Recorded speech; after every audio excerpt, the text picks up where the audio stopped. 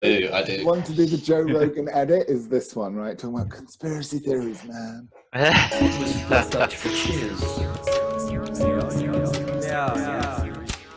Hi guys, welcome to Beyond Binary Thinking, because the world is filled with a bounty of beautifully broad ideas and we should never be forced to listen to those people that want to make us pick a side. From Cordoba, I'm Finn.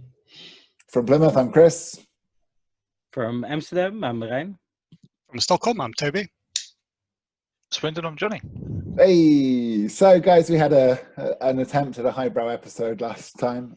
We've talked philosophy and Buddhism. I thought we'd go full Joe Rogan and talk about some crazy conspiracy theories. So how is everyone? Let's start there. Good. My tinfoil's in the kitchen though. Should have probably got that out for the episode. I think it's great. I think being locked inside, not being allowed to go out, is a perfect breeding ground for just conspiracy theories. So I'm primed. I've been working on my PlayStation TAM for now 2 weeks. We can tell. Thanks. About you, Marijn? I've almost finished Netflix. I need something All of new. Netflix. All of Netflix. You know, you win the internet when you've watched everything on Netflix. Right? You get an award. Yeah. It's a great time to be alive. It's like It's simultaneously the apocalypse and incredibly boring. It's two wonderful things to have running simultaneously. Yeah, you get the realization of what actually is essential people. not me. Yes. No, I think like my job just closed down the first week they hit Sweden. Like, no, we don't need anyone working in hotels right now. We don't need foreigners. Just go home. We filled all of ours with homeless people, and then they're all getting shut down for drug abuse. Who could have seen that one happening? I thought they'd be quite good at using drugs. I'm surprised to hear they're abusing them. It's a bad sign. Yeah. When homeless people forget how to use drugs, and it's the end days. Yeah. It's obviously a lot different doing it indoors than outdoors. Maybe not adequate lighting, I suppose. Yeah. So guys, I'll try and rein us on topic somewhat.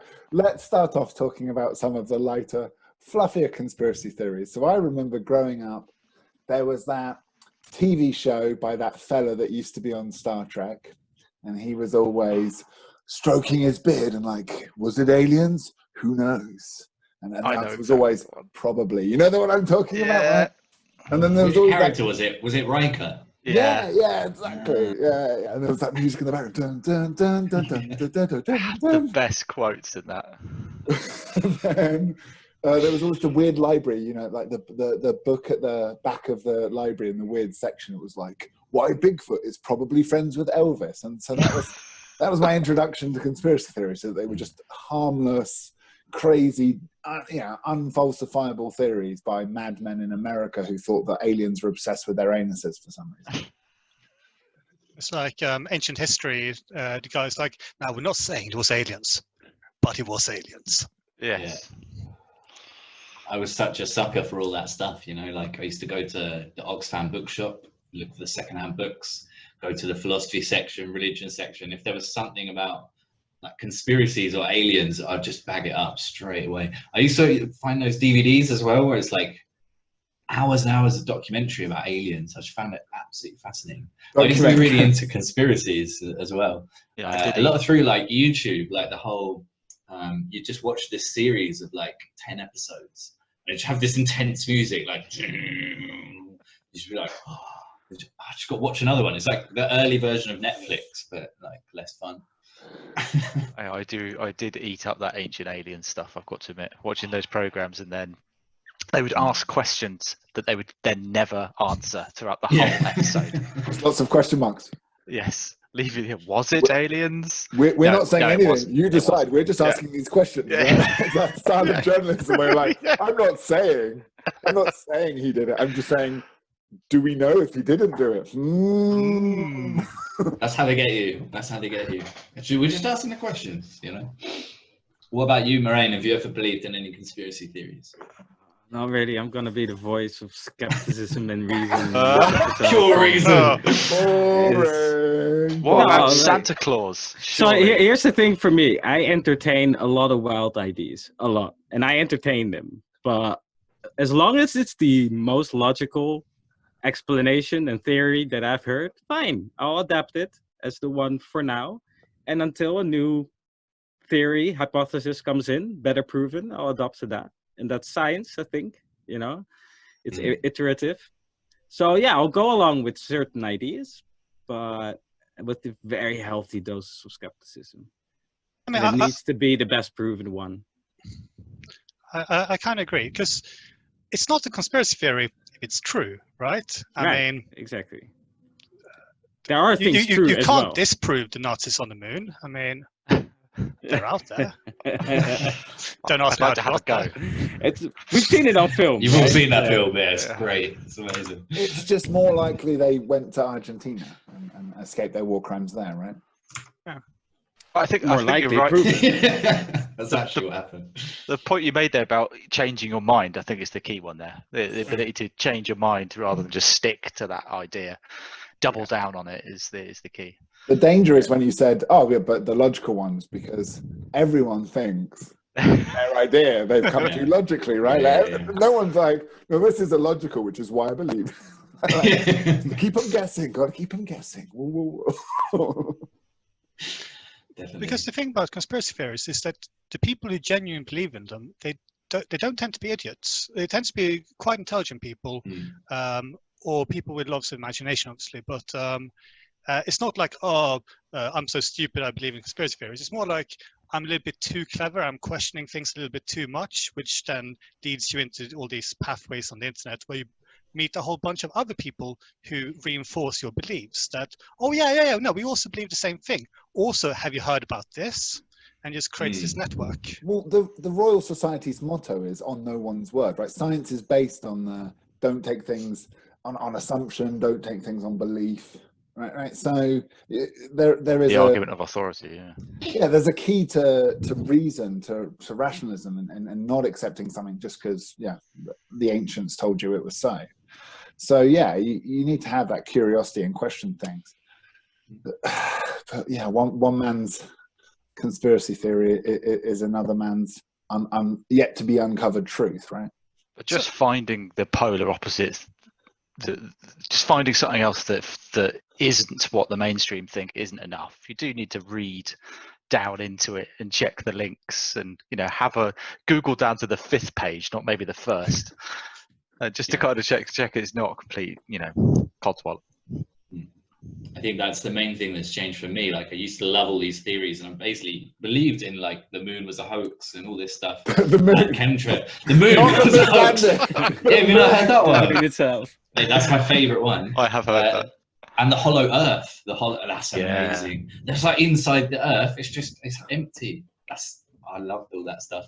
But yeah, that's basically what I didn't do, Johnny. I didn't like actually look into the science at all, and I just thought, it's cool to believe it. And then like using sort of mental gymnastics to kind of like just have fun with people. And I think I also did it a bit to mess with people's heads. Do you know what I mean? Just being a bit of a sort of joker and a bit of a controversialist. Well, that's But then what when I So actually was it looked into serious for you, Finn? No, it kind of was, but it kind of wasn't at the same time. Do you know what I mean? Well, It was like a mix. suppose Keep people guessing. there's that boundary between just accepting everything you hear and then having like a little bit of critical thought. Like, yes, obviously the government wouldn't lie to us. Why would the government lie to us? They love us. Why would they fake anything? Why would the media lie to us? Why would the internet lie to us? I mean, you need to have a little bit of skepticism, but you can't go too far, because then you start questioning everything. And I believe that is where the flat Earth movement comes from, is people who have just gone so far that literally everything is questioned, including the sphere they are standing on. Finn said some of it was jokes, right? And some of it was pranks. And I think I get the impression a lot of the original flat earthers were just seeing what you could argue just to troll on the internet. It isn't an easy thing to actually prove that the Earth is a big sphere in space. I mean, how many of us here could actually prove it right now? Something They to did do an with like experiment, though, didn't shadows. they? Has anyone seen that documentary? But behind the Which curve? QI. Yeah. I did. And then they ended up proving that it was the Earth was round. And then they were like, "Oh, we're gonna have to go back to the Relieved to hear. They shot a laser across a lake and said that it would be flat on the other side, and it happened to be about 25 foot off of the lake floor. Oh, did you hear the guy who used to send himself up in a rocket? He died a couple of weeks ago, and it's sad. Wow. I mean, Yes. Did he Gravity die, got or the was better he of him. Killed by the globe. Seth Brannigan, you defeat me again, gravity. Isn't this all a matter of suspicion, right? The more suspicious you are of the stories that are being told to you by other people, the more you'll go into the very deep end of conspiracy theory. Yeah. Right, because you can say, I do not trust rocket cameras that are being sent up into the air and the live feeds that we're getting from them. I mean, we've seen a Tesla rocket go up in the air, launching a Tesla Roadster with a live cam, live streaming this footage back to Earth. And it's like, do you not even trust that it is possible? Because the alternative to trust that this can be CGI created is even quite a bit more difficult. Is it an anti-establishment point of view? Is it? Yeah. It is a suspicion of the establishment. Yeah. The erosion of That's how a trust lot in of the people get media, into the it. government, the everything, right? The thing is, I'm so cynical, I just don't see where the profit motive is. And I see things in very flat terms. Yeah. And who are these Where's the people money? who are Where's the money? faking CGI of magma coming out of the earth to pretend that the earth isn't hollow? I just don't see why you'd bother. Well, for There's, the profit motive, you could still believe in the moon landing being fake, because there was a profit motive there. Was there though? It's but cheaper. the cost of faking it. Yeah, sorry, go ahead. I say, it's cheaper to involve all these people and then, I don't know, having them all shot after you've recorded it, just keep the secret. I don't know. Well, apparently it'd be more expensive to fake it in the 60s than it would be to actually send people to the moon. Really? Someone's done that. I haven't fully gone through the math, but I think someone's done it. Could be. But we'd be able to tell with the advance in technology. It's like everyone's played a computer game that's 10 years old, and you're like, the graphics are whack on that. We'd be looking back at the moon landing videos, being like, that is such crap CGI. Although, have you But seen? we're not. We're just like, oh, it's an an old videos. But those videos, they look grainy and crap. I mean, it looks like they were filmed on the moon. From the moon. Yeah. But it was filmed on the moon. Really, That's right. really crap CGI. Well, I know there's some people that have done studies on the critical mass of keeping a lie. You know, how many people have to be involved before someone's gonna, tell the tea lady and she's gonna, leak it out somewhere. And you can't have NASA and Rocketdyne and Jet Propulsion Labs and pretty much the whole of the US government and a load of other people's wives all keeping the secret and then not leaked out. How was your day, honey? Oh, God. Just filming so many fake moon landings. Gonna have to kill you now. Sorry. Okay. Because so many conspiracy theories require sort of government efficiency. That is just not reality. That's the tragedy, right? Like no one believes that a government could be that effective. No, they try their schemes and then they fuck up a bit and then they try another scheme. Sure, this happens. This is reality. We've got the documented proof for it. But on the scale that conspiracy theorists like to argue, I doubt it for many things. Just look at the amount of times they tried to kill Castro. I mean, that is a proper conspiracy, as in the government is conspiring to kill someone 100, 150 odd times through poisoned cigars and all the rest of it, and failed every single time. But yeah. Like a Looney Tunes cartoon. Did you hear actually that they were going to kill Hitler and they had multiple opportunities, and in the end, British intelligence decided that whoever would replace Hitler would be much more effective and competent as a leader, and Hitler would just end up this martyr figure. So they decided not to. Wow. Makes sense. Again, is that a conspiracy theory? Well, I read it somewhere and I trusted the source, but I don't remember it now. And now you guys have heard it and gone, oh, that sounds legit. We're sort of like relaxed empiricists. Yeah, but Whaley says, well, we trust you and you said it, so it's probably true. I completed Wolfenstein 3D. Now I'm regretting it. Yes, now there'll be a sequel. It's all your fault. You guys know about Rasputin, yeah? He was apparently, poisoned, stabbed, shot, thrown into the ice, came back to a zombie, killed again, all the rest of it. I just thought that was Russian hardiness. Yeah, exactly. So that's apparently the lie perpetuated by the British intelligence agency, who probably killed him, who probably just took him around the back of the house and shot him in the neck, and then just spread this crazy story, because people will remember and believe a crazy story about this Russian guy who didn't die than the fact that the British government needed to kill someone who was stopping Russia from either entering or getting out to the First World War. So I guess it's determined by your Something to personality, do with war, I because can't quite remember. But yeah, but as a person, I would rather believe the mundane story than the elaborate myth that is created. But other people would maybe rather believe the elaborate myth than the mundane story.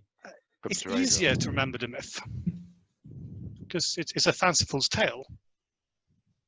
On Rasputin, I did hear a very strange one, that his doctor was in part due to part of that. The fact that his doctor really, really hated him and basically kept giving him these really weird remedies to fixing all these weird problems, like telling him that, you know, go home and sleep in a bed that was soaked wet and wear wet socks and have a shower before you go to bed, so you'd almost wake up with pneumonia, all because he just absolutely hated the bloke.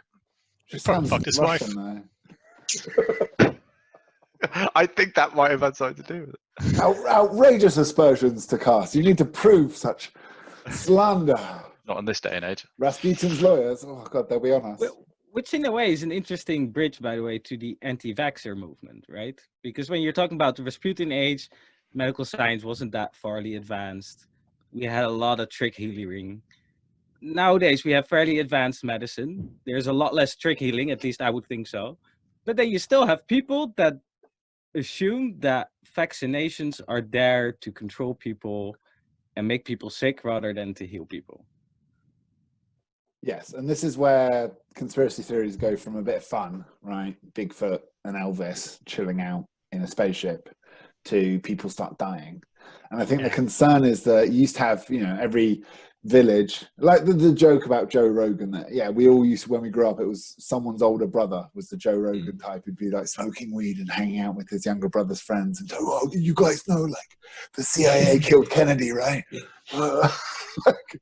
And that's harmless. The problem is now that those people aren't isolated in their madness, and they form groups on Facebook, and they all agree with each other, and then they all share stuff that validates their paranoia and their suspicions about the world, and then you end up with quite preventable diseases coming back in America.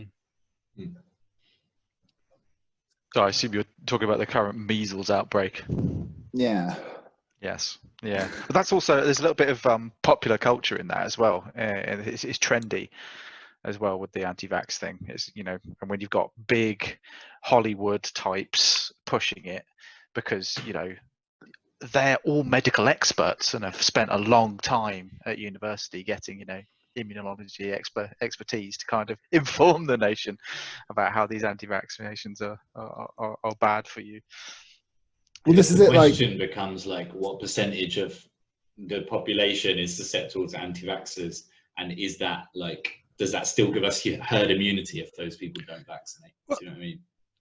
Herd immunity depends. It depends on the virus. It's anywhere between 98% and 80%, depending on the virus. Yeah. But the crazy thing about anti-vaxxers is it's not a modern phenomenon. Like it's been around since vaccines, basically. Like even back in the 1800s, you had people who were anti-vaxxers, and it was usually, as is today, actually, an argument about civil liberties, or the fact that the government can't tell me what to do. And that argument has kind of just survived. But you can kind of forgive people in the 1800s because, you know, it's the 1800s. But people in 2020 refusing to vaccinate little Quentin and jeopardizing us all is just crazy. And now with Corona, if we're getting a vaccine coming out now, how many people is going to be like, no. Bill Gates is putting 5G in my vaccine. There'll be some. They burned down 2 5G masts here in the Netherlands because they're scared that it's spreading Corona. Has it stopped the Corona outbreak? No, of course not. They didn't get them all, Chris. They need if it only was that easy. No, but I agree with the standpoint, the civil liberty standpoint. I do feel that you should be allowed to refuse a vaccine. It cannot be government mandated. But what if you I disagree refuse with it that. and you stop herd immunity working? Then You need it's not 100% herd your. immunity? Huh? Do you need 100% herd immunity? No, Sometimes but up to you need 95%. close, but You you need- can't you need you pretty can't high. refuse it, because then you will be giving the space for the vector for the vaccine. You're actually, it's a flip. By saying it's my civil liberty, you're actually affecting everyone else's. There's positive and negative freedom, isn't it? It's freedom to say, I don't Well- want to have a vaccine, or negative freedom, being free from having this disease come back to existence again. But You've got to this, choose between the two, right? the rabbit hole goes deep because this current virus comes from meat eating, from animal markets. Can vegans say the rest of the world are violating our civil liberties because they're eating meat Some and are. therefore heightening the chance of viral outbreaks? Are they actually, Chris? That is amazing. Of course. I Have you haven't not seen been that, on although I need Twitter? to Yeah, find some are. That is But the brilliant. thing is, there are some vegans who are like, there's apparently quite a lot of anti-vaxxers in the whole vegan thing. Shocking. That's really Yeah. like, it's ridiculous. Do you know what I mean? Well, it comes Like, from I animals, think doesn't it's it, a vaccines? I think logical anti-vaxxer, position, you know. That anti-vaxxer captures the imagination because it's not stupid lower class people thinking stupid things. The point is, it's born of middle class arrogance. Oh yeah, the doctor would say that, wouldn't he? But he doesn't know what's best. I know what's best. I studied philosophy at Reading. I was going to study Well, philosophy. not at even Reading, but I that. didn't. I read a blog. I read a mother's blog, and Karen told me that they put all these things in the vaccines, and no, Quentin can't have it. But where Gwyneth does it really Paltrow come knows from? best. Where does it really come from? Johnny, you were going to talk about this maybe a little bit, is the people who benefit from various conspiracy theories, like with vaccination and autism, for example. There's a guy called Andrew Wakefield, I think, who claimed that vaccines cause autism. And basically he was selling a book saying like how to avoid autism and vaccination. So obviously like there's the reason why he started it. And then loads of people have bought into it. And then that myth sort of is pervaded. But he also, I believe, had another similar drug to sell in the same lines of it. But it's the same point. It's the snake oil salesman basically. It's I did a bit of digging today specifically on the 5G area, just to kind of follow down Merrin's rabbit hole to see where it would take me. And I think every single one took me to a blog that had adverts on, or at the very least, or took me to a shop that could sell me something to actually prevent the spread of 5G in my house or around my body. And you bought all of them. Oh yeah. Just to test it, scientific purposes. Yeah, some of them are pretty. Well, these things weren't cheap. So on one website I found, I managed to find three devices. One was a necklace for $70. It had a little printed circuit board on it. No idea what it did. Another one was what looked like a CD-ROM that you stuck to the wall. That's $200. And the last one was a plug-in Wi-Fi or 5G dampening device that was $400. Yeah, that's just paying to make your internet go slow. That's just stupid. Do you know what I mean? It was. Everyone else is doing the opposite, paying more to make it go faster. It was very. It was very, very funny. Very, very funny. So it was brilliant. Brilliant quotes on some of these items that I actually managed to pick out, and I will read them to you very badly. And then if you guys want to see what's wrong about these statements, and let me know. Oh, this is a fun quiz. Okay. It's like a quiz, yeah. It's interactive. Answers on a postcard. So the main tagline when you get to this website, which they were selling it, is actually taken from a book by someone else that was trying to say that mobile phones were bad. And this was back in the 3G beginning, turn of the century, 2003 kind of time. And one of the taglines in his book is, he says, you are exposed to 100 million times more electromagnetic fields, and it has closed brackets, EMFs, than your grandparents were.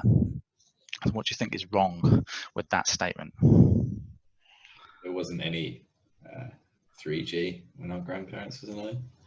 I'm targeting the EMFs part. Yeah, of it. the fact that that's even a measurable thing, Yeah, is very much doubt. Oh yeah, Like I've been it's to a field, so you can't. I once went to a spiritual community, and one of the disciples told me, "Our master radiates with the energy of 1 million light bulbs." And I was like, why not 1,000,001? Right?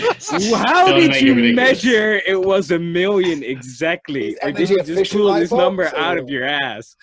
And that's what I get with these type of statements. Like, how Well- the hell you pull that number out of your ass? Yeah, exactly. One, it's pulled out your ass, and two, they've used EMFs, which is not an actual unit of measure. You know, electromagnetic fields are a thing. They're not, you know, like a scalar quantity. Yeah, you don't measure it. The next one, the We EMF. passed 1 out of 3, guys. Well done. Yeah, Come on. well done. I'll be passing scores around at the end. So next one. The EMF adapter uses buildings' electrical circuitry to send a corrective, harmonizing resonance signal through the wiring of the entire space. So this is for the most expensive. I don't know what that means. One is absolute techno babble. Yeah. What is the Harmonizing expensive resonance. space? Yeah. Wiring of the So basically, it's using corrective harmonizing resonance signals. I mean, Correcting your what? 5G is just a signal. So what's wrong with your new signal? Is that, you know, what's so Right. special about yours opposed to the other one? Yours is harmonizing and corrective, whereas 5G's, you know, bad, big pharma and big industry. Because yours is just made out of pure tinfoil, surely. Well, we'll get to that one. This is the brilliant bit. This is the crux of it here. So the testimonials to these products here was just I fell off my chair reading this one. So there's no current EMF meter that is sensitive enough to measure the effect of safe space devices, which is the name of the company. So there is no even on their own website they say there's no detector that is sensitive enough to actually detect what the fuck these things are doing. So I assume that probably they're not doing anything. So the only thing they can do is testing can be used to show the changed field effects on the body. So that's why they use DNA sampling to test whether these things are working on people, when it was actually breaking down people's DNA and changing it. And they've been able to prove that the 5G, when this box is in the room, isn't breaking people's DNA. Bingo. They're accidentally proving that 5G isn't causing any problems whatsoever. Yes. Yeah, exactly. Now they've also put in the same space that they have a 30-day return policy. Now I know it roughly takes you about 6 weeks to get a DNA sample back. So if you want to test this out, you're not going to get your $400 back. Johnny, if you don't test it out though, you're not being scientific. Yeah, Come on, true. man. So Well, you're going to have to buy the product. I've bought you all one, and it's in the post. Thank you. I'll give you an update on my DNA and how that's 5G-ifying. Amazing, isn't it?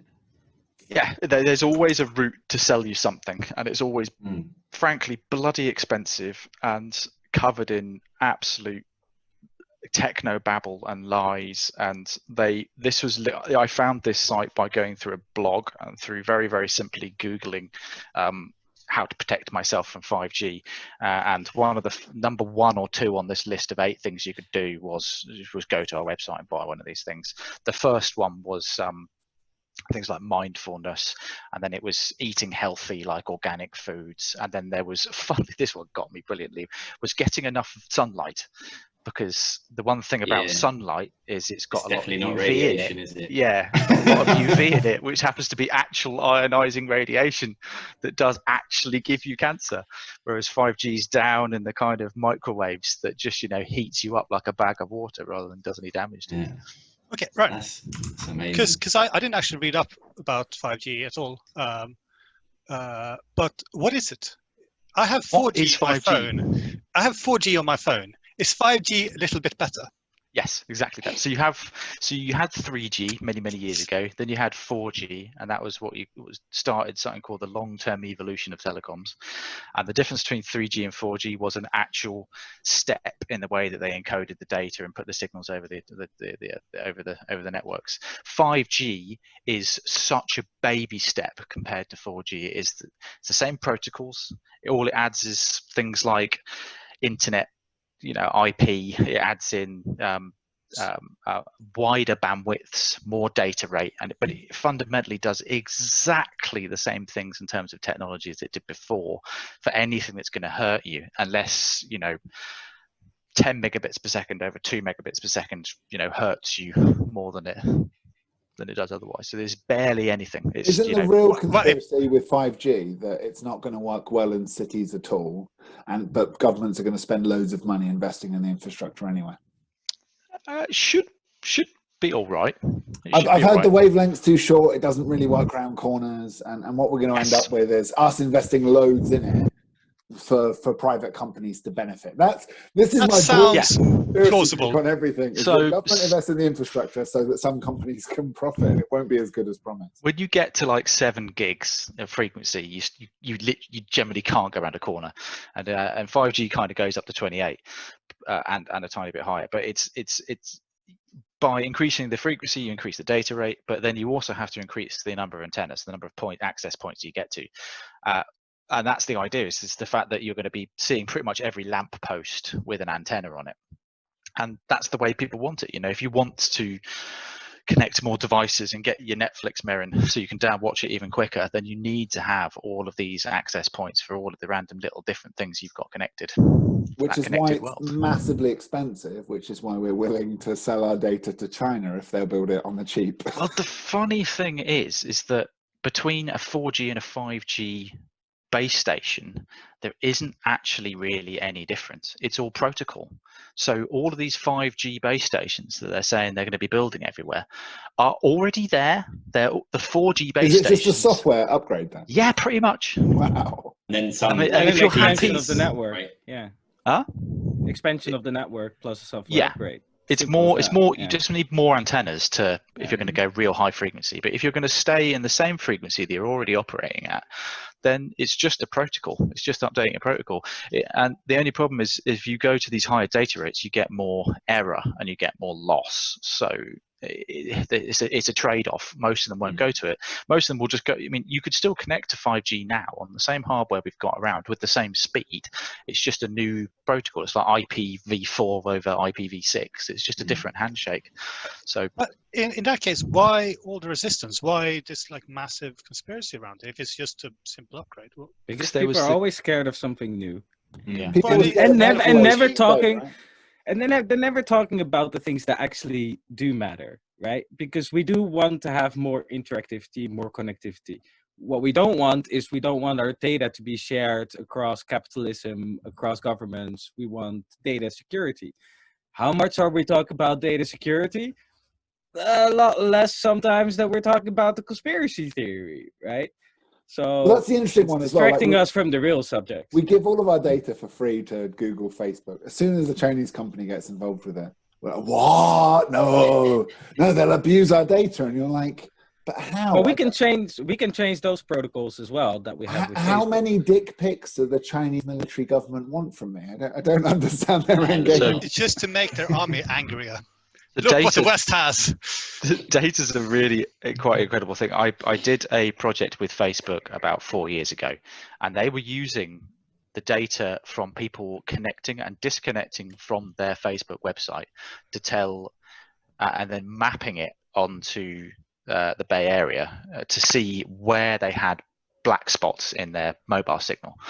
And then selling that data back to the telecoms companies to say, right, okay, if you go and put and they were overlaying it on that Bing 3D map where you can actually see antennas and mobile phone masts and everything else or lamp posts that would just be populated, and they would just all through AI and machine learning would just kind of say, oh, if you put all these different antennas here and here and here, it'll be optimized by X amount. And they were selling all of that back, and that was all just from data of people disconnecting from Facebook as they were walking around. So I think that's cool, fine. because that's going to give us I think better that's fine. service, right? Yeah. It's the leaks Yeah. The problem is with your personal data, which I would advocate. They have this solution where you keep your personal data separately. They can connect with your personal data. They can do an AP call, but they cannot store your personal data. Your personal data will always be stored in one location, and they can only do calls to that location to get it. Well, they will never save it locally anywhere else. Everything Johnny just described, like this data works really well when the whole thing is just mapped together. And then they can do really powerful automated calls and be like, so they don't know, we can't imagine how many companies need what data for what, right? But when there's no limits and it's all connected, they can just run a search and be like, cool, you should build a gay bar on this corner because there's a lot of guys meeting. Like, they'd go for a drink if you built one there, right? Like, and on that thing, you guys heard about a Chinese company acquiring Grindr, and that being so a Chinese company Really? acquired Grindr, and the US government stopped Delete my it. account. Literally after it happened, said no, roll back, antitrust, right? We're going to undo that acquisition because we don't want the Chinese government, and companies and government in China are obviously as blended as they could be. But that data would be very useful for blackmail purposes, right? Knowing which senators were meeting which guys. I was wondering whether America hadn't been, looking at their assets properly. I didn't realize that gays were now, it's like there's a Federal Reserve, then they have the gay people. I didn't realize they're such a big asset. But Oh, yeah, they I see what are. you're talking about. They're fabulous. They're worth They're so brilliant. much Yeah, money. true, The Chinese true. are trying to steal them. Yeah. But again, the problem with this is that data is stored locally everywhere, right? Companies are allowed to store, Grindr is allowed to store their user data on their own servers. The user data is not stored on the user server, where Grindr will have to do a call. And if you decide as your server, your own private server, I delete data or I withdraw your permission to do a call to my data, and you have it all locally on your own, which is, I think, where it should go.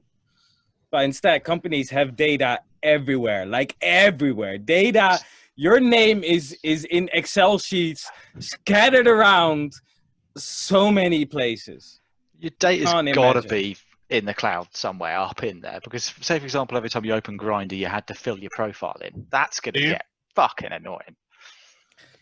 Yeah, sure. As anyone tries to close down like an MSN. Then I have billing data. The billing data will be stored somewhere else. And, data is reproduced so many times within a certain company.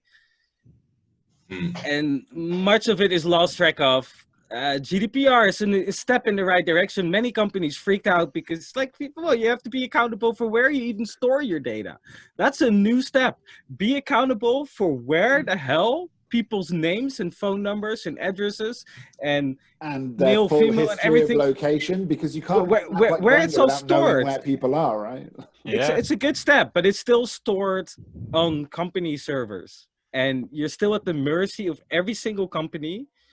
And the US government will have to stop Grindr, but they'll have to stop every individual case of it. Whereas it should be private owned. It should be on your own local server. Private or whatever, it's still hackable. All of it's all hackable. It's still exactly the same problem. Yeah. Stop putting things on the internet. It feels autonomous, right? Like it's like, I've my freedom, but yeah, it's all very vulnerable. But then hacking is against the law, right? And if we found out hacking, then sorry. Yeah, and that'll stop the criminals. It still won't stop it. It still won't stop. We can't stop the Russian hackers from doing their Russian hacking thing. We hack them back, right? Yeah, we are at war, I mean, aren't we? the trick is just never become important. I mean, then we're fine. No, then we'll be protected.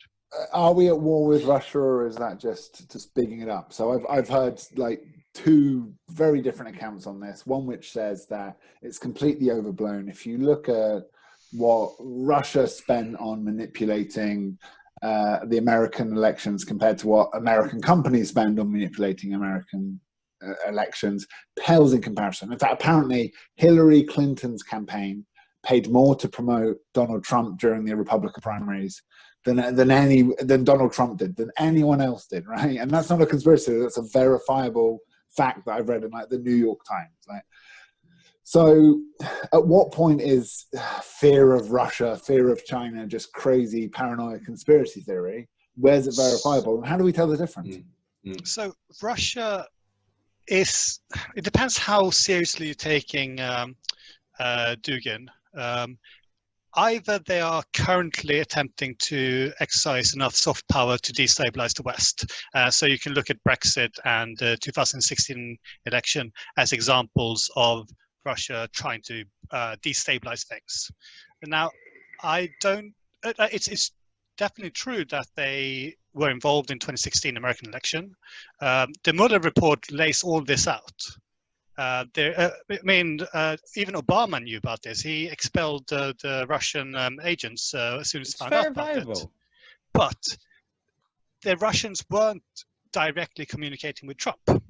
Now, the really fascinating aspect of this entire story is how well Trump was able to crush, or rather William Barr was able to just bury the report, which laid out how the GRU worked together with the Internet Research Agency, how they, since 2014, were traveling to America. They were taking pictures in America in order to build these very, very kind of believable profiles. And this wasn't just like off-the-cuff trolling. They were genuinely involved in trying to destabilize the US election, because, it's Russia. They're rivals to America. I mean, they're not our friends. No offense to our Russian listeners, but the government. I'm not American. I do think there's an element, though, of a bunch of people who were, part of the Democrat establishment, and they were all friends with each other on Facebook and LinkedIn, and they're all in the same groups, and they were like shocked that Hillary Clinton lost the election, and anyone else who wasn't a Hillary Clinton fan was like, how did you not see that coming? Is that really a Russian conspiracy? But you're conflating the impact. You're saying it didn't have an impact and Hillary was going to lose anyway. But we have verifiable evidence that the Russians are meddling severely in the internet through automated algorithms.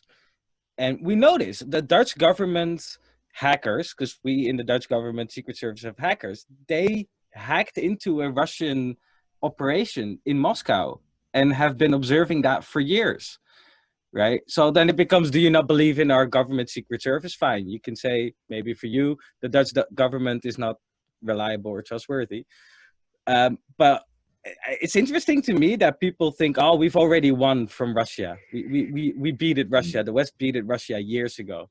They're not a worry. Well, they're not rolling tanks not. into countries. No, but they got very smart hackers. They got very, very fucking smart hackers. I believe that the Russians, what the main objective is the dissolution of the EU. And they believe that Brexit was a step in that. And it's a part of dissolving NATO, because NATO is obviously the largest military threat to Russia. If NATO was dissolved, that would mean that they could reassert dominance in the Baltic states. So all of those needs and fears and like rationalizations for why Russia would do that, I understand, until you look at it. What did the EU do to stop them invading Ukraine? Nothing. Like just few sanctions, wasn't it? We wrote them many angry letters, very angry emails, which they read before we hit send. Basically, you're saying Russia is doing what they're doing the right thing for them. Every country's doing that as well, though. Like, have we not known that America's been doing this for years? Do we not think that the British Secret Service aren't fucking with other countries' economies and elections? Not at all. I just rather have.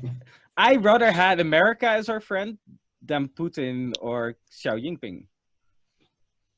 I'm going to disagree.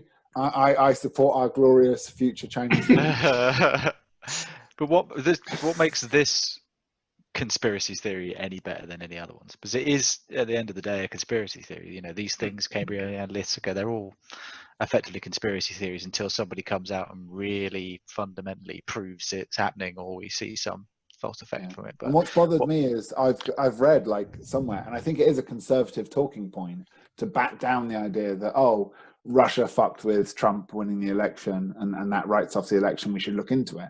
And it's this talking point I've heard enough, and I didn't, I just heard it enough, and like I said, I wasn't a particular fan of Hillary, so I bought it, and I've been rattling around in my head for a few years. But it was only when talking to Toby I realised that the scale of the Russian troll operation is quite a well-funded thing. It's not just a one vague operation somewhere, right? Exactly. It is linked with the Kremlin. I mean, it's working in tangent with the GRU. And I think the problem what happened in America with the Russia story is that the liberals basically believed that it was a magic bullet that was going to get rid of Trump.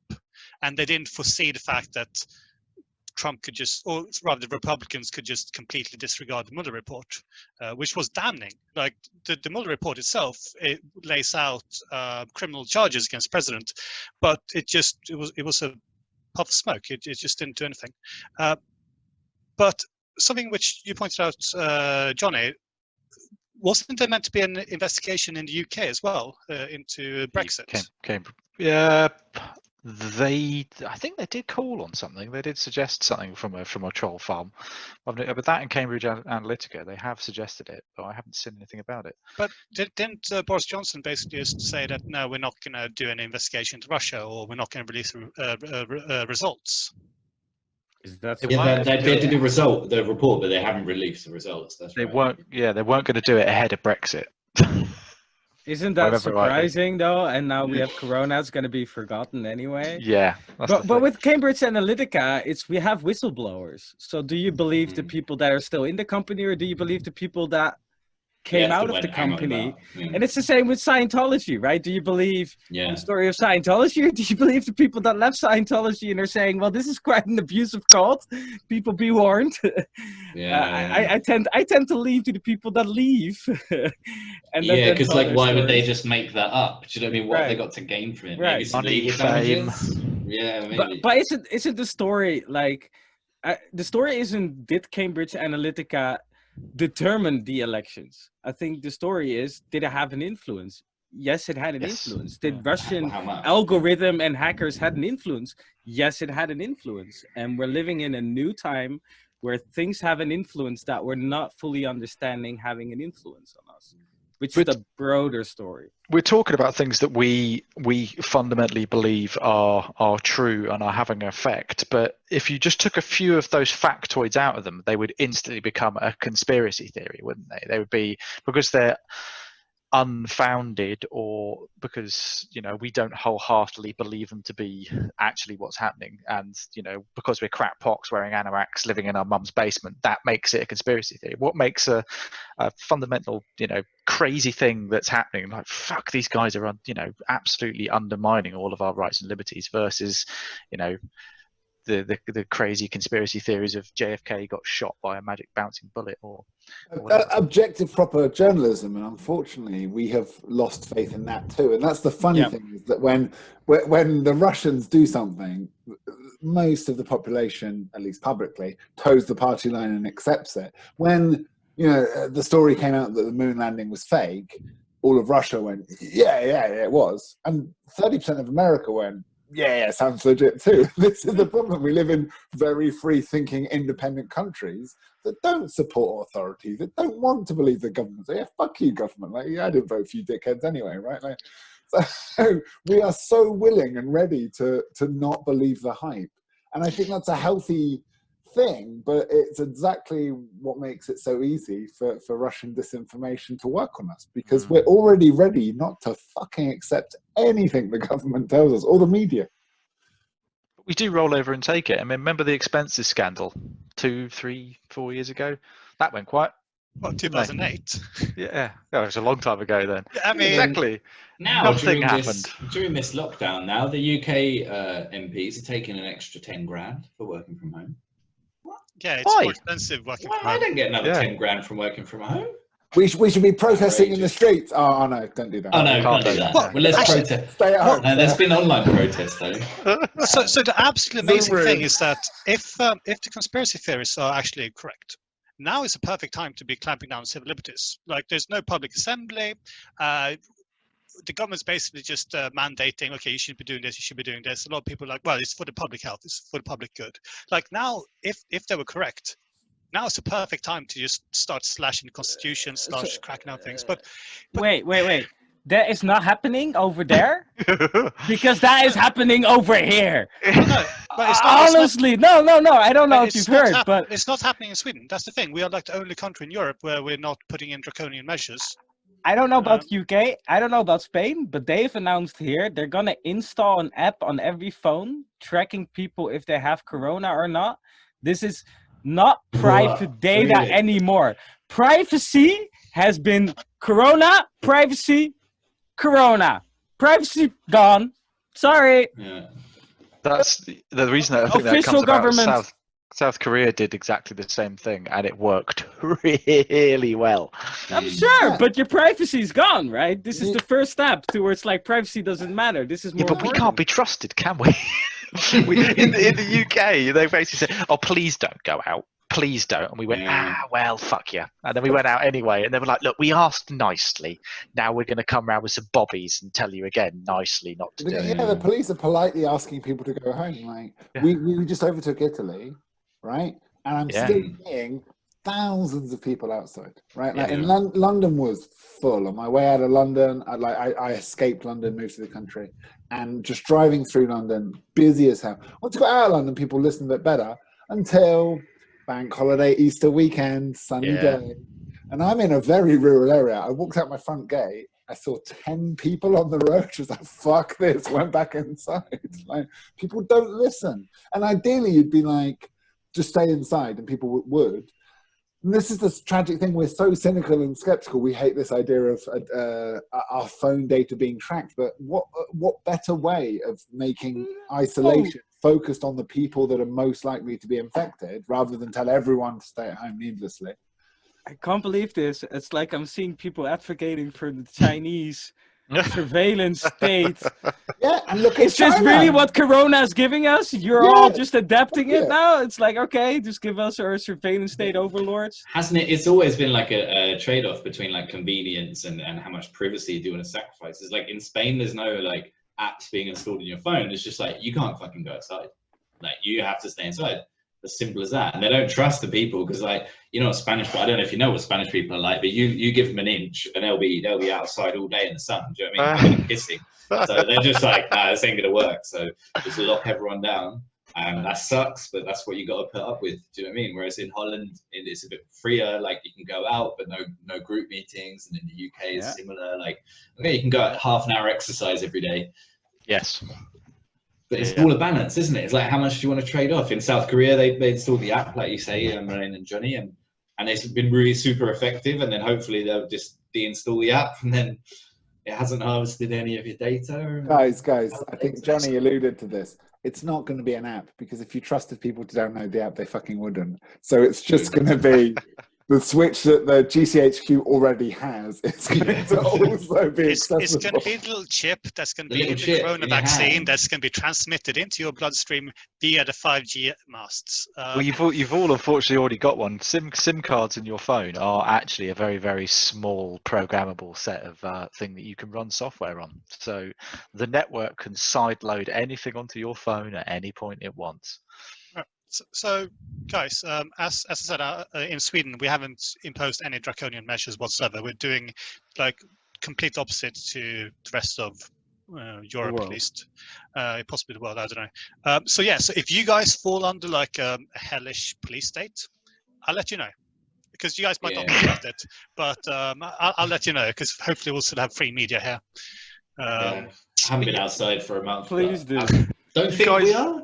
Sweden's everyone's like 2 kilometers apart, let alone 2 meters. So they don't need to impose easier, anything. right? Yeah. This is very true. Like, the reason why it's all gone dark here is because we haven't invented electricity yet. It's the Iron Curtain coming over from Russia. It's funny. Here's you people for the first time. You hear them say, "Ooh, Holland really is one of the most populated countries in the world, isn't it?"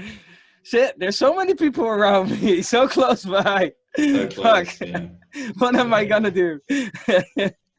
Never heard this before. Actually, I just realized, because I'm in our capital, and I'm just surrounded by forest.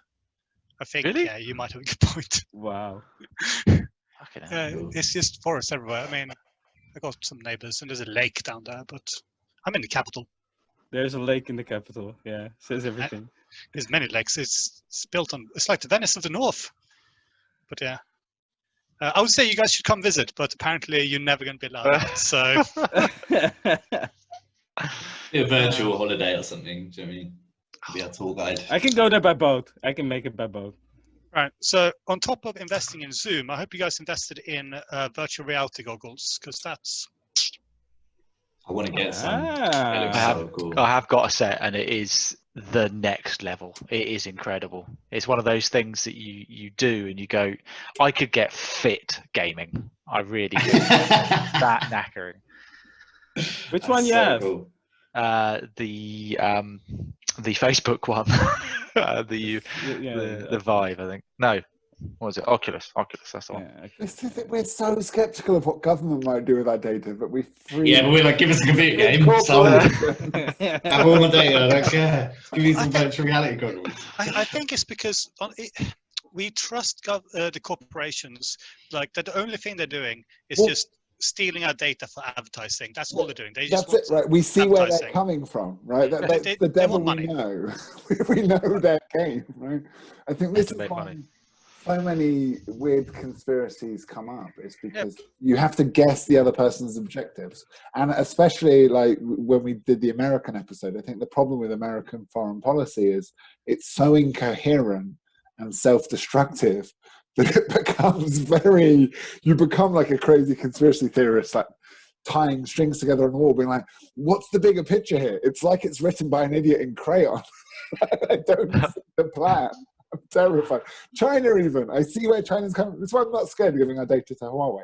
I know what China wants. And this is why the Money biggest and power. conspiracy theory I've had is that China has just won World War III without firing a single shot. So they released that mean? coronavirus, right? And now all the world's economies are tanking and China's doing fine. And you're like, that's you know, there's a lot to pick apart there. But the main thing I'll say is that it was always going to be that way. I can't imagine a global crisis that China wouldn't be better positioned to profit from, because China invests in infrastructure, science, and has the ability that when it tells us people say the fuck inside, they're like, okay, Yeah, stay inside or we'll shoot you. yeah. And Okay, that was a simple conversation. Right? Like, Sure, no but phones needed. listen, not only that, but they can produce all they want. But if they can't logistically ship it to other countries and sell it to other people, they're not going to make any profit. Yeah, we buy all Yeah. their stupid Well, tat, don't we? Which is why I don't buy They them. need us.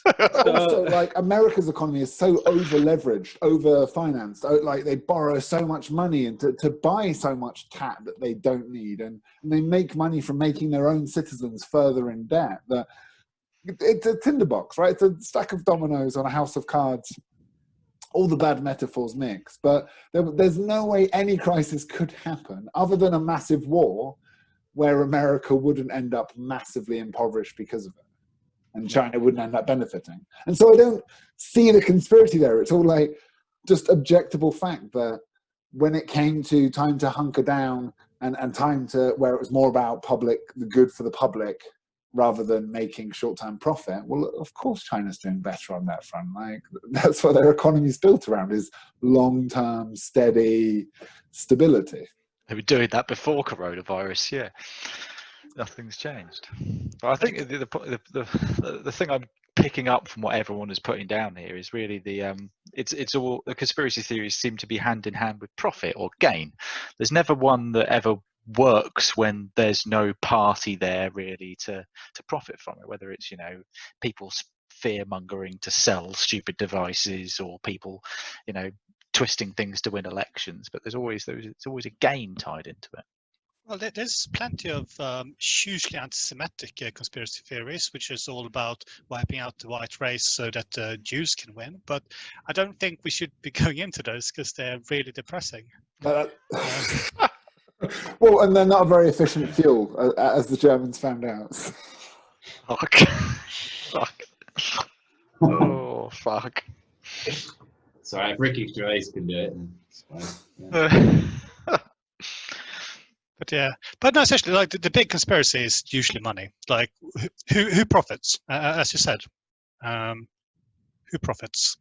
What about this whole idea of when people like see paranoia everywhere, you know, because like some theories, like there's like, you could look at the strong and the weak argument for each of them, right? Like take 5G, and like the sort of basic thing is like, well, I'm a bit worried it might be bad for my health, which, you know, that's kind of reasonable. It's something new, we don't really know.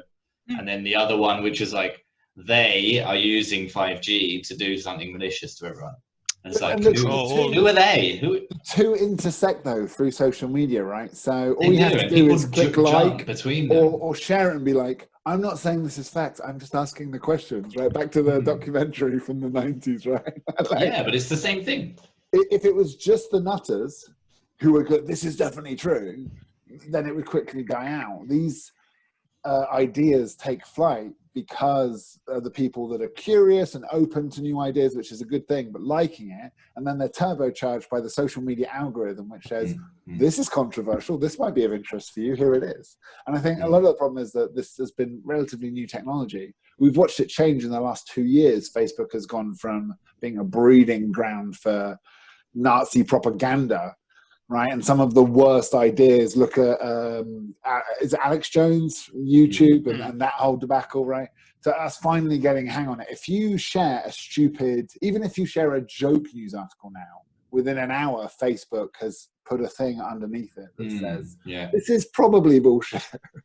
Like, that's improvement. That must be crowdsourced. That must be crowdsourced as well, because they're not going to be able to. So there must be some people out there, because that's the problem is I remember actually catching my mother, of all people, sharing something that was actually linked to EDF in the UK, and it was just the headline that aligned with what her ideology was. This fits what I believe, and I clicked on it and I read it, and it actually turned out to be anti-Semitic and white, white power and everything else. I was just, FYI, mum, please don't be a Nazi. Please read what you post. First, you got to ask them nicely. That's our duty as children, is to not let our parents use social media. Naturally veer toward. I got to get my dad off Twitter. It's concerning. So that's the thing, is this reading that headline and it aligning with you and not fact checking. So there must be enough, Facebook warriors out there that are doing that effort on the back of Facebook to check this stuff. The Snopes army. I do get caught up in it though. That's definitely like a weakness of mine, is that sometimes I just can't let it go. Do you know what I mean? I just see someone sharing some bullshit 5G thing, or do you know what I mean? Whatever it is, just some nonsense, and I can't just leave it and be like, it's fine, just ignore them and don't feed the trolls, do you know what I mean? Or whatever, because maybe they're probably not trolls most of the time. Just don't comment on it, and then no one will see it. Well, the danger, and I can't not comment. Because even commenting, this is bullshit, gets that post seen by more people, because that's how engagement. It's engagement. Yeah. I try my hardest to be a very gentle educator when I come across that shit, but it fucking boils my blood dealing with. That's the thing. We've talked about it before, but the Dunning-Kruger effect, or what I call just enough information to be fucking dangerous. So there's this bell curve of people. So there was a test done by these two scientists that basically had people of all different skill levels, and it went from bugger all skill to leaders in their field. And the people that were leaders in their field thought, they basically polled people after they'd done the test. How did you think you did in that test? And people that were leaders in their field went, do you know what, I think I did really fucking well because I'm a leader on my field. And actually they tend to be overestimates.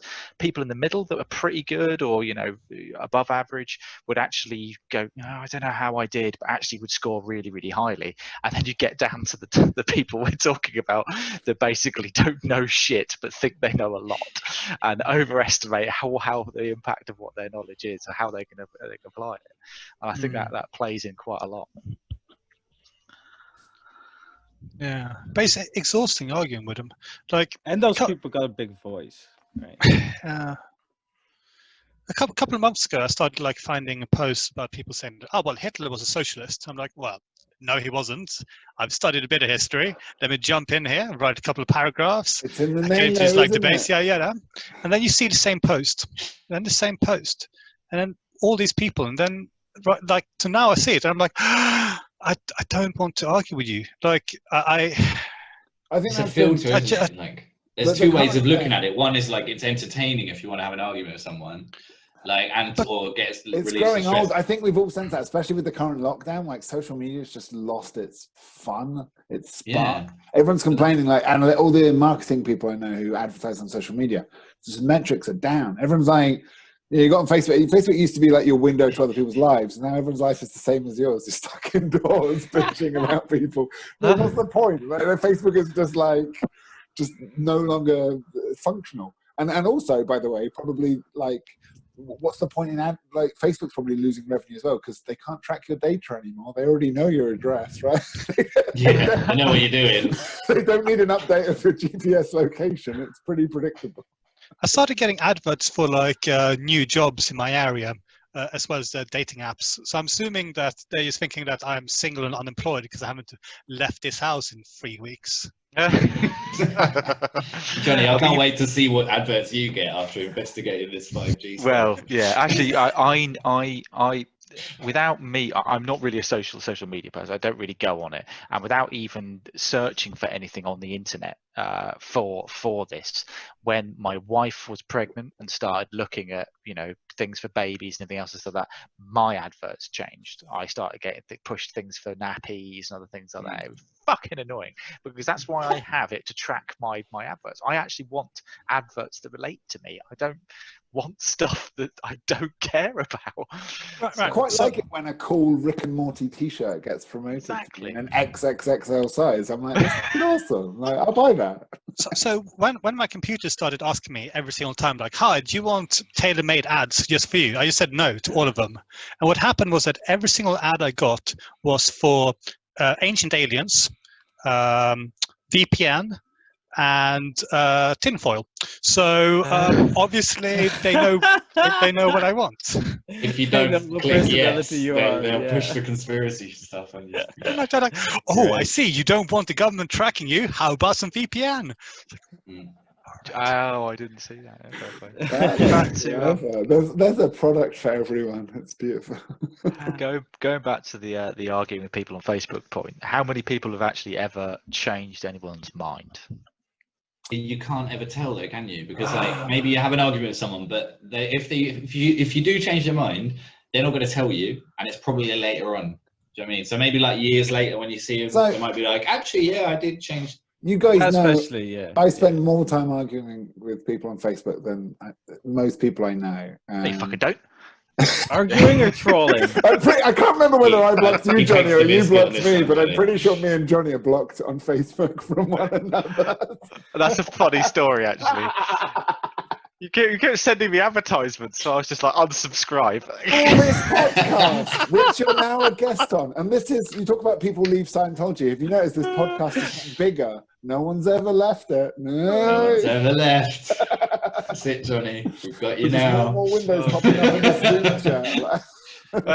If you ever say a bad word about Beyond Binary, it will send an intimidating person to follow you around. I mean, obviously not in person because we can't go out. But yeah, we'll put targeted adverts for nappies and medicine. So we don't think it's having an effect arguing with people on Facebook then?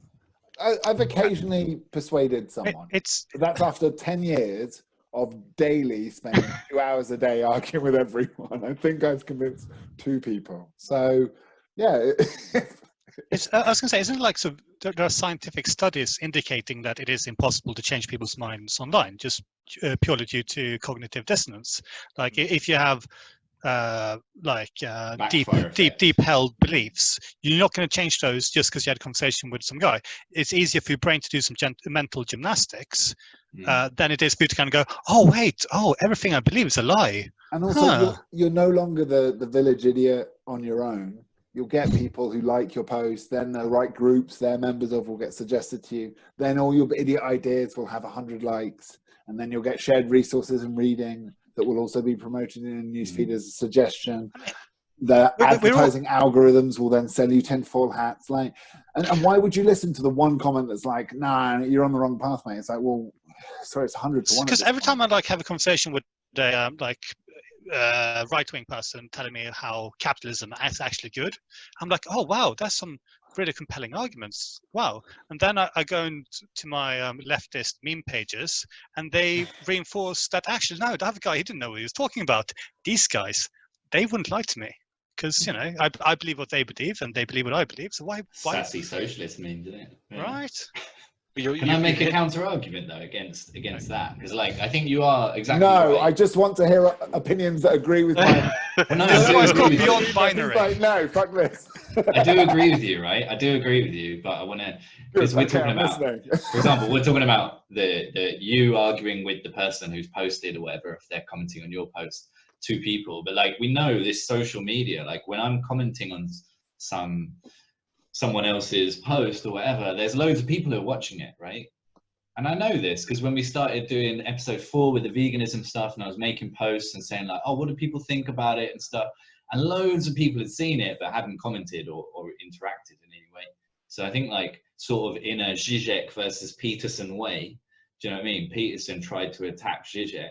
Zizek just went over the top and just went, I'm going to speak to all of your fans and your whole audience and just take them somewhere completely different. It's not a one-on-one debate. It's like, it's called mostration, right? Zizek spoke to the fans, he wasn't attacking Peterson. And that's what I think, that if there's anything to be gained from it, I think that's probably it. Like, Johnny, if you comment on a 5G conspiracy thing and you just give them some basic facts and science with a link. Yeah, maybe like 10 other people see it and go, oh, well, have a look at that. Do you know what I mean? You share the image from the BBC about the ionizing and non-ionizing radiation. People go, oh, okay, well, that makes sense. You know, maybe it's not so ionizing. Your mate James or Semaj or whatever he's called now on Facebook, like he's not my mate. I don't. I thought he was your mate. I don't know him. He just added me. He added me. I've got a very open mind when it comes to. So Facebook. He talks about zionizing, and it's like it's just one of those words that you're like, when you know someone's off on one, you're like, if you want to talk to me about how power corrupts and the rich are out for their own gain, and this is my problem with all these conspiracy theories, right? The Illuminati is a demonstrable historical group that were involved in the formation of the United States of America, which was arguably based on conspiracy theories, right? A lot of the myths about British rule and they're trying to turn us into slaves were fake news. Like, America is based on this like fear and propaganda. and the thing is, I don't think the world follows a plan of a group of 8 people who are controlling everything like puppets. It looks entirely like chaos and a bunch of rich cunts trying to get slightly richer. That tracks. It's not a conspiracy, though. From what I'd expect. No, but people think there's a master plan by the Zionist elite, and you're like, and as soon as they say Zionist, it's very easy to be like, oh, okay, so this is just unnecessarily racist towards the Jews. Well, no, it's not the Zionists. It's the New World Order. It's the globalists. It's the usually just they, isn't it? Yeah, I was going to say, whenever somebody says they, if they can't tell you who they is, they like don't energy. Exist. Yeah, energy with a big E. Yeah. But this is very old. Humans have behaved like this culturally since the birth. It's always us versus the other, and the other is undefined, and us is very defined, right? Us is an identity, and the other is whatever is not our identity. And this has just taken various forms throughout history. And we used to be, I think as well, us used to be a very much more defined thing. Nationalism used to work a lot more defined than nowadays. We've all become globalists, which sort of means you need to get your identity from your own sort of structures. Part of it may still be nationalist, but you're a lot less nationalist than you were 50 years ago or 100 years ago. I said it facetiously, nationalists, but I said it facetiously, but it's the truth. Because of globalization, because of the loss of nationalization, the loss of religious identity, people are adrift looking for a group of like-minded thinkers to latch onto, which is why it's lovely when you have a bunch of people that like the same posts. And enter religion. It's my favorite meme is it's actually whatever. The flat earthers who have members all around the globe. Yeah. I mean, it's quite beautiful. Then there's this us and them, and this being part of a group is quite it's an integral part of the psychology, right? Chris, maybe you can talk a bit about this, but it must be really difficult to leave like a group of conspiracy thinkers, whatever the topic is, right? Flat Earth or whatever, or Scientology, Moraine used the example, right? Because like to leave that group, for a start, to begin, to join that group, you have to kind of exclude everyone in your life and push them away, right? And like withdraw socially. And when you're in, it's like, who do you go back to, right? So especially a theory where there's a big cover-up, right? And this is what Johnny was talking about earlier. Once you believe that the government's lying to you, this organization's lying to you, this accepted thing is complete bullshit. There's a bunch of doctors who are intentionally lying and trying to inject your child with mercury so that they can poison them. Once you accept even like a bit of that, you start rejecting a lot of people and then saying that they're sheep and they're wrong, and that's such an alluring thing to be like, we know a clever truth that the world is missing out on. Sadly, it only works when it's a small group, right? You can't have these groups where you're like, inconsistent. These minorities work when people like because they splinter. So do you guys know about QAnon? Yeah, which is another amazing conspiracy theory. A little bit. Are they anonymous? Are they related or not? Kinda, yeah. Oh, So did you know about them then? Okay, yeah. So they follow Q. Q gives them like cryptic messages on It's like the world's 4chan. shittest version of the Times cryptic crossword. But it's an evolving conspiracy theory, and it's evolved so much that it started forming splinter groups, which are now infighting, and it's beautiful. I love QAnon. It just sounds like organized religion. Exactly. A little bit. Yeah, I mean, it is almost like religious. Like they have a prophet who speaks to them, and then a bunch of people interpret what it means. He predicts the future, right? So he literally Kind of, has yeah. He claims he's an insider in the White House, and people said, "Oh, it's Baron Trump," or it's Flynn's son. Can't remember his name. Like the people think that it's like someone high up in the White House, and he's just. However, because the conspiracy is that Trump is waging a war against pedophile lizards within America, and so this war is secret. No one knows about it, but Hillary Clinton, Barack Obama, they've already been arrested. They're now wearing ankle bracelets. This whole corona thing is just cover, whilst Trump is moving on to the next phase and obviously arresting more of them. Hopefully Kevin Spacey, but weird enough, not Jeffrey Epstein, but this is the thing that infuriates me with all these conspiracy theories. So much of it is conjecture. What if this? What if lizard people? You're like, but there already are a bunch of like elites in Hollywood that were sexually harassing people. Not enough of them were arrested. There's already a bunch of stuff that's demonstrable fact that we do very little about. September 11th's the big one. Like maybe it was done by alien lizard people, but it doesn't matter. We didn't arrest any war criminals, well, not any white ones anyway. No, we invaded Saudi Arabia, didn't we? Like all these things that when it actually comes out and you have an inquiry and this happened and this was illegal and this was misinformation and the CIA was told to do lies and the war was for profit and Halliburton made loads of money and Dick Cheney was on the board of directors of Halliburton. We all know all of this and nothing gets done about it. There was no fallout. None of these people even paid a fine. So who cares? It ruined Tony Blair. It doesn't matter. No, like, wait. No, but none of what you listed, Chris, is really illegal. If something happens and you think, oh shit, this is bad stuff's happening, as a business, you can look at it and go, we could just sit back and let it be normal, or we could try and take advantage of it, and taking advantage of it. Is it that bad? I mean, it's morally terrible, but that's what businesses are. That's the definition of bad. Yeah. Is it bad? Yes it is. Yes, it is bad. Yeah, okay. Well, the Jeffrey Epstein saga is pretty bad. There's a guy who got arrested, got slapped on the wrist, was basically allowed to come and go from his prison over the space of the 2-month sentence he served, and then went back to doing what he was doing before, which was pimping out children to the rich and the powerful. And it's weird how the pimp to the rich and the powerful didn't actually face any kind of justice until he accidentally died in prison. And here's the thing: it's a conspiracy. Find me the person who thinks he actually killed himself. That's we all just accept that. Yeah, he was friends with paedophile billionaires, so makes sense. It's strange, isn't it? It's strange how the stuff that is so clearly fucking conspiracy theory just slaps you in the face. People are like, "Meh, whatever." Just get slides on by. Yeah. Everyone's like, "Oh, but they're rich, so they'll go away with it." Anything that is truly demonstrably bollocks is the just Panama right up Papers. there. So the Panama Papers, it was released, revealed that all these rich bastards are hiding money, just basically just extracting wealth from their countries and hiding it offshore so they don't have to pay tax on it. There was no ramification except for one, which is, of course, that the journalist who broke the story got killed in a car bomb. It's mad, isn't it? Well, but we've accepted mass capitalism. We know it, and we've kind of accepted it, yeah. Yeah.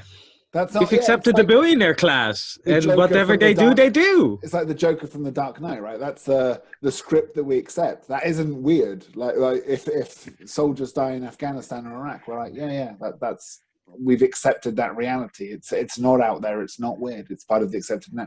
Billionaire's gonna billionaire. Am I right?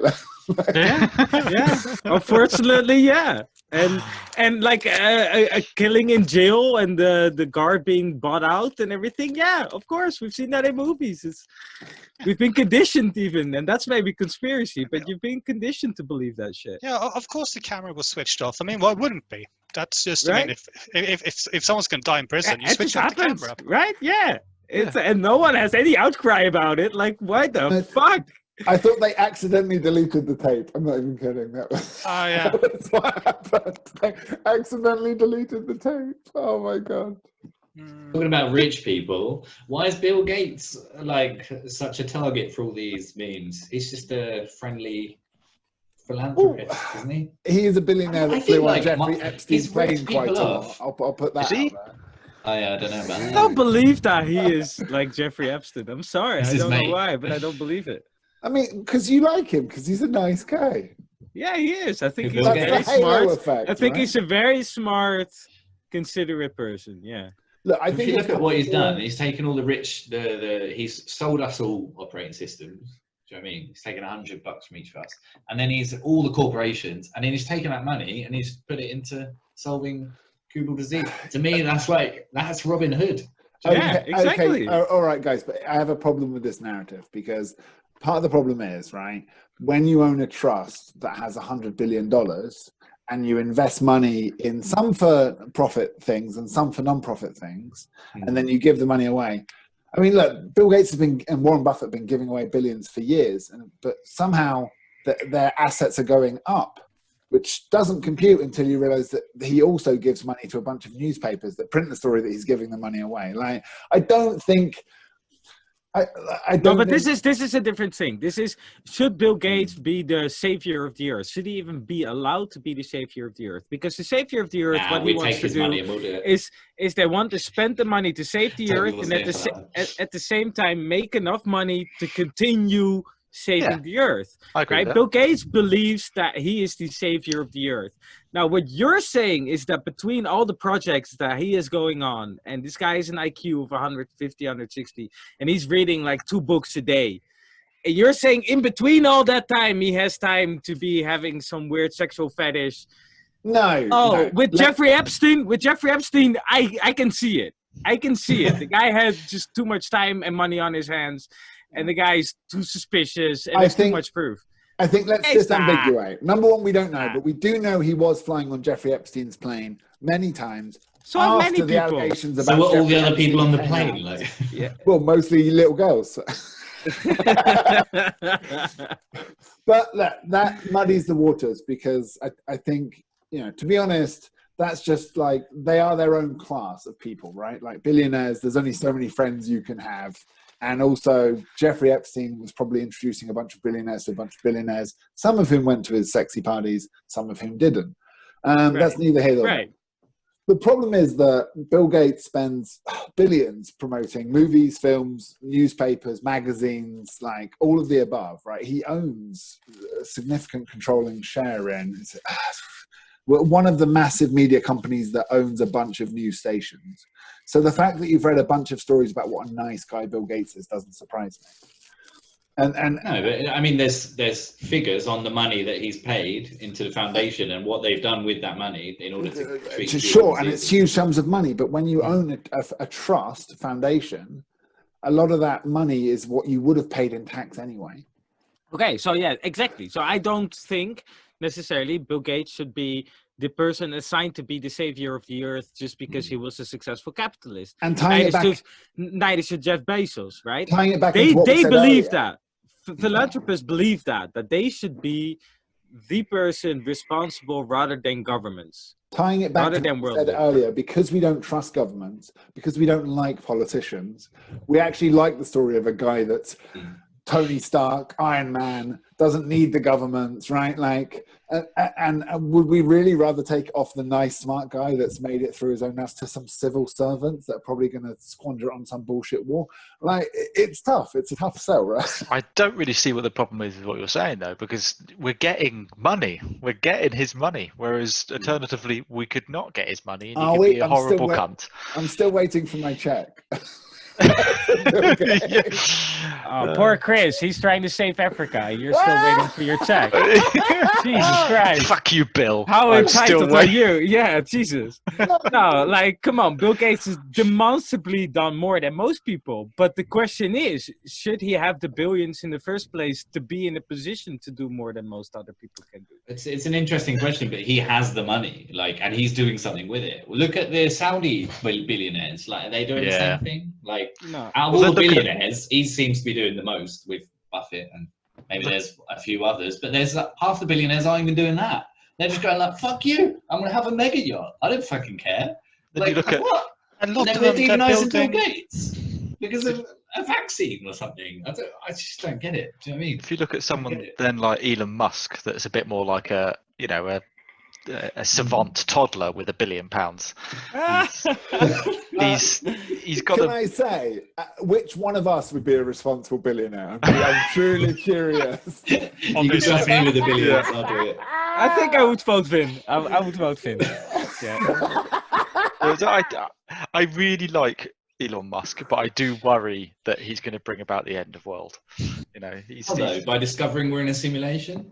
I don't know. One of his crazy, neural link, all joining us all together. Yeah. Don't know. Well, he would have bugged off to Mars before then. I mean, that's the whole plan, isn't it? Just get him sending and everyone else first and then following on later. Listen, this is, to be honest, he's already destroying astronomy. Because the guy's putting up satellites for internet satellite links. Yeah. And these are too bright on Earth. And astronomy observations are already being heard by his network of satellites. But he could just shoot rockets up the air as much as he wants to. Yes. Doesn't give a fuck. It's just launch another satellite. It's my satellite system. What more is there to see? We've had enough chance to look up the stars. I think, what's the point in looking up if you don't send something up there, right? There's only limited stuff you can do with optics in the optics that those things are doing, and there's only limited stuff you can do from down here on Earth. The real next big breakthroughs will be from near Earth orbit and everything else. But that Starlink thing is very much about making an absolute fuck ton of money, because one thing, as I said, I was doing a project with Facebook, and that was pretty much about getting more ad revenue into Facebook. It was about, "Oh, you've heard about this place called Africa, and not enough of them are on Facebook. We'd like to kind of enable that." And that was very much about how we get, internet into Africa and third world countries. But Starlink is exactly that, as well as with the Starlink network, you can shave probably 3/4 of the time off of trading links between London and New York Stock Exchange over the current methods. And that is like that will pay for the network. Trillions of pounds worth, just even in each trade. He's so clever, man, because he's thought of that. He's thought of PayPal, and then he's thought about as well, like the rocket to get people from like London to Sydney in an hour. And he's only doing that because he wants to make enough money so he can send rockets to Mars. I do think everything we don't he's doing need this, is we'll do this to get that technology. Because he's not wasting time with Jeffrey Epstein parties. The man has bigger visions. Stop fucking more thinking. So he's got one of those things that just makes you think that he's a good guy and he's out for you. He's not one of those. People think he's a bit weird, but I've not heard any conspiracies about him though. Like the Bill Gates probably a few. There are like sort of criticism against him from a sort of leftist viewpoint that some of his ideas are a little bit elitist. Accelerationist, maybe. But crabs in the bucket, like for example, like the tunnels, the tubes underneath New York. Hyperloop, isn't it? Yeah, which are objectively a stupid idea. But don't believe the hype, but however, no one's accusing him of like attending satanic rituals, sacrificing children to Moloch. So it's a win. Good on Jeff.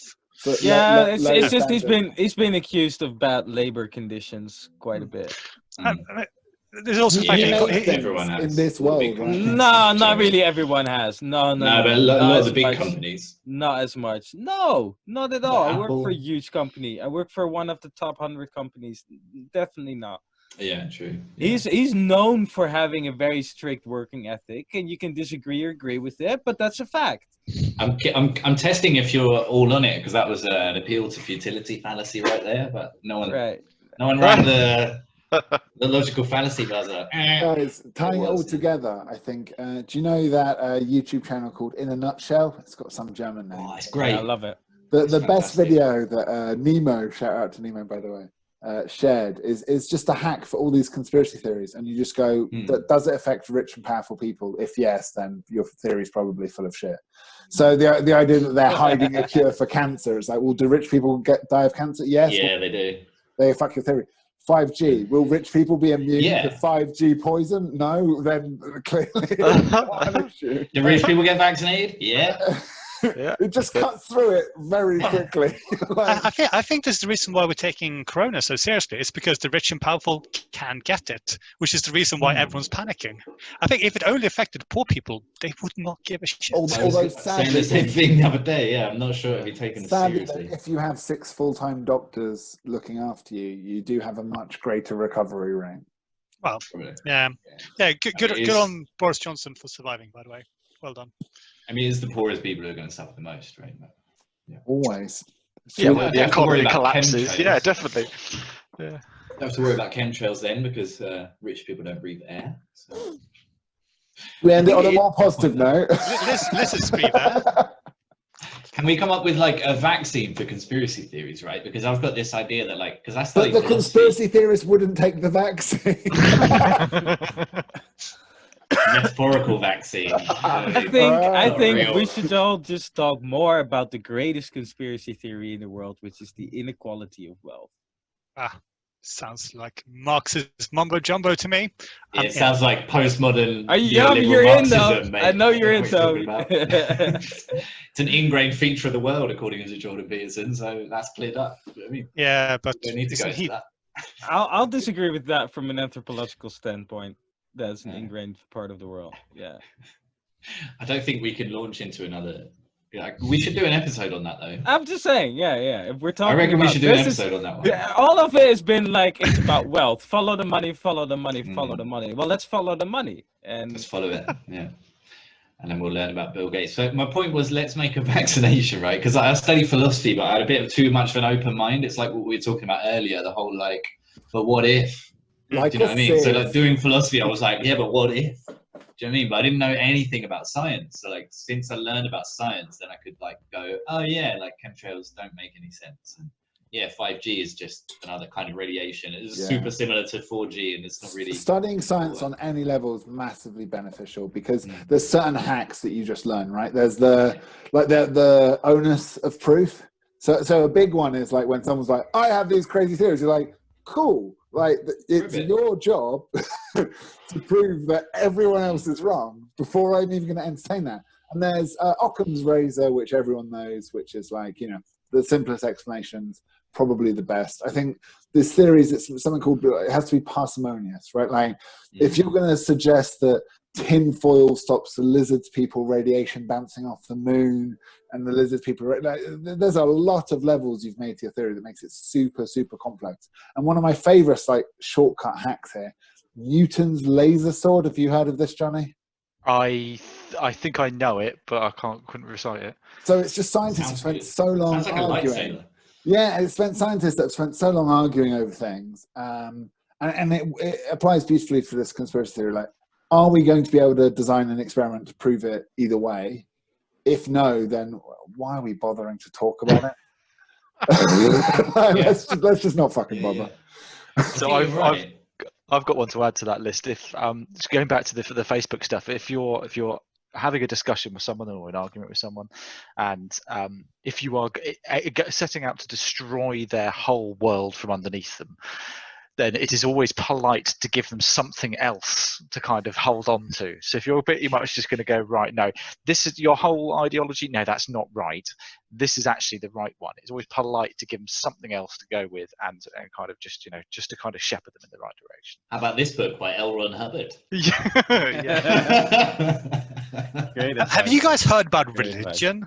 Yeah. I'd like to talk to you about Jesus. It's a good Oh point. yeah, it's his resurrection day today, isn't it? Happy Easter, everyone. Who? Happy Easter, everyone. Happy Zombie Yeah. Jesus Oh, Day. yeah, Jesus. Happy Yeah, Zombie yeah, Jesus yeah. Day. Yeah.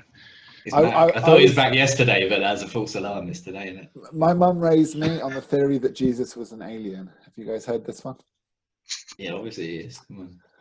Well, he healed people with superior technology. He was able to walk on water with a jetpack, and at the end of his days, he ascended. A light from heaven was above, and that was him getting beamed up on the flying saucer.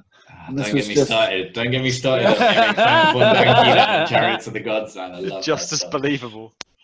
So good. There's so many fascinating old documents though with pictures of UFOs in it. Yeah, I've Keeps me seen going it, for yeah. days, that one. Which is why aliens is the least harmful one. Like, if anyone's going off on It's this probably tangent, true as it's well. like, Do you know what I mean? okay, but how are the aliens involved in Rasputin's death? Like, I need to know. I mean, the I've only one been- that I've really struggled with on the aliens point of view is there was a guy in the 70s that came out as being working in Area 51. I cannot remember his name, but he's Bunch just of them, I think. well. There's one that was really convincing. There's a couple of things he said that have turned out to be true, and his whole life has been literally ripped to pieces. And the FBI have raided his house on multiple occasions, and he's not profiteering from it. He's really not. He's had a shit time, a really bad time. And This is he's it. We dead. love. They have to be martyrs, right? Like, if because we don't trust anyone. Well, he's one of these guys that really doesn't want to talk out. You have to really bully him into doing an interview, and every time it happens, he ends up, invariably somebody comes around and raids his house and shuts his business down for a while. So it just seems he's one of the people that you kind of look at and go, do you know what? I can't follow the money, Merrin. I can't Yeah. follow the money on this. Well, why are you just shut up? Why are you doing it? It's the same as Gary McKinnon, who was like hacking into the American government computer systems on a dial-up. Do you know what I mean? And he was there was a whole extradition farce around him. Yeah. The whole thing's crazy. And he said, I was just downloading pictures of like UFOs. Like, he wasn't actually hacking. He was just having a little look. Well, most hacking, by the way, people think it's like, oh no, I need to reroute the subprogram. It's just typing password into government official Yeah, accounts. admin. That's what he did. That's literally what he did. And then he changed the password and had a look. Guys, I'm honestly quite disappointed that the movie that we all ended stuck up into is Outbreak Contagion. And not the big alien movie, because quite honestly, I was hoping for the big Yeah. alien movie, but Independence we Day. ended up with the big pandemic movie. I again- was hoping for Skynet, but actually no, screw that, zombie movie. I was hoping a zombie. That's Terminator, man. I was hoping for Arrival. That would be cool. The aliens come Right? down, we got to figure out how to communicate with them. That would be way Exactly. better. No, wait, Yeah, so- exactly. You still get So- panic buying, do you know what I mean? But for no real reason. But following If this is the Moses' apocalypse, the prophet, shit apocalypse. I just don't understand. Like, again, it's a really cynical way of looking at it, but I don't know why aliens would bother traveling so far to talk to us. It would be entirely uninteresting. Yeah, because we help them out in the future, so now they're coming back to our past. Do you know what I mean? It's all Also- interlinked. Chris, they don't want to talk to us. They just want to put things in our bums. Now, Also, and this is to put some skepsis realism into it, but if you calculate how far radio waves have traveled since we started to transmit radio waves, it's not really that far out. No, We haven't space is huge. communicated that far out into space. I'm sorry to they'll be say, getting but Hitler's speeches soon, though, which will be making a good first impression. And they'll come over and they'll be like, what are you doing? No, sorry, we sorted that out. They'll shout up, they're like, we hear you guys have a problem with the Jordan. We're here to help. Too soon, Chris, too soon. Oh, boys, it's been fun. Do we have an inspiring quote to wrap up nicely? Well, before that, hold your horses. Whoa. Hold your whoa. horses, Chris. There are Premature. 5 important websites that we want to share. 2 of them I've mentioned on here before, yourlogicalfallacyis.com and yourbias.is are amazing. And they go into all of these like misthinking and the psychology and philosophy. It's absolutely fascinating. There's like PDFs you can download, cards, just explaining them really simply. I thought you were asking for a turn, Toby, or you're just twiddling a beard. I'm just doing visual things if it's going out on YouTube. Nice. But however, like The other one I want to mention that is hilarious is rationalwiki.org. Don't know if any of you guys have read it. Yeah. I love Rational funny. Wiki. Just wetting myself, like, and it's so good because it explains basically everything, but in a very funny and kind of ironic way. So yeah, does anyone else have any websites you want to share? Articles. It's basically Toby, the internet version. Yeah. I've actually contributed to Rational Wiki, so I'm glad you guys That enjoy doesn't it. Not surprise me. surprising. Doesn't surprise me at all. Also, we've mentioned it, but we should probably plug this a new thing called Facebook. Great place to find out if your aunt's racist or not. The answer may surprise you. I've got a couple. A lot of the data I've referenced is in something called the Stewart Report, which was done in 2003 by the UK government on 3G when it was a danger. You can Google it quite easily. Stewart Report, UK Gov. It's very, very long, but the front page pretty much covers all the detail. And the last one is there's a group of skeptical thinkers in up north in the UK work for a company called Good Thinking Society. They recently got homeopathy taken off of the NHS, and they are also attacking. I don't say attacking, but trying to correct chiropractics and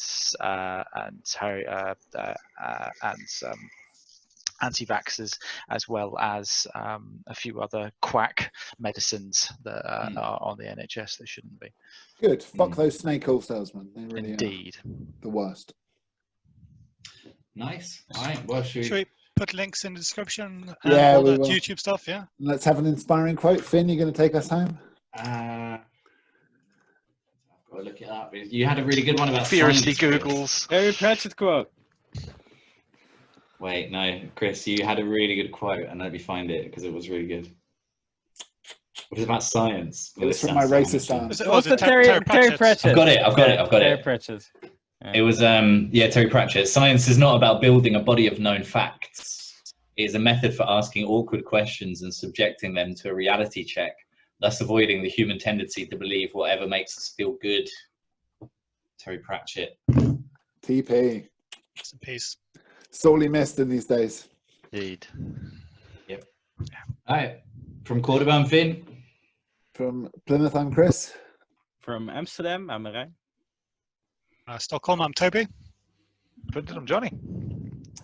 Johnny, thank you very much for joining us. If you'll unblock me on Facebook, I'll promise not to spam you anymore. Did I honestly block you on Facebook? I can't remember, dude. Who cares? I can understand that, Johnny. We've got to bring him into the beyond binary the fold of the good guest Facebook message. Yeah, sure. Yeah, for sure. It's good guys. Group of people. It was an absolute pleasure having you, man, and nice to chat with you again. And you guys, and you. It's been fun. I say, like, it wasn't as shambolic with 5 people as expected. It worked out pretty well. I think video helps because you really see who's going to speak and who's not. Like, and how people are reacting to it. Yeah. My aunt's not racist on Facebook. Fuck you. To be fair, my aunt's not racist. Her cats, however. Oh dear.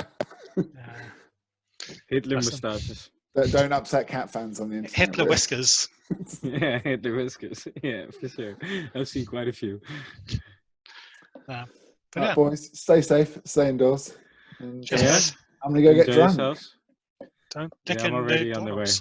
Hey. Enjoy. Hello, boys. Good to see you again, Johnny. Take care. And you, buddy. Yeah, and you. Likewise. Yeah, Johnny, it was great. Thank you. And you, Murray. Cheers. Nice to meet you. Thanks, mate. Take it easy.